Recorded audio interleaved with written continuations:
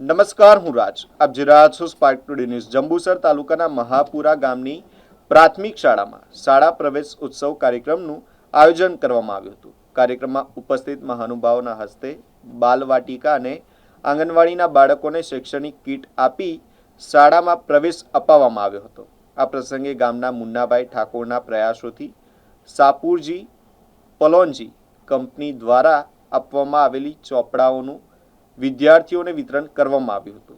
ઉપરાંત શાળાના આચાર્ય અતુલભાઈ પટેલ દ્વારા તમામ વિદ્યાર્થીઓને દફતર આપવામાં આવ્યા હતા. કાર્યક્રમ દરમિયાન હિરલભાઈ પટેલ દ્વારા મહાપુરા પ્રાથમિક શાળાને 10 બાક્સ બ્લોકનું પણ દાન આપવામાં આવ્યું હતું. શાળા પ્રવેશ ઉત્સવમાં ગામના આગેવાનો, વાલીઓ અને મોટી સંખ્યામાં ગ્રામજનો ઉપસ્થિત રહ્યા હતા અને બાળકોને પ્રોત્સાહિત કર્યા હતા.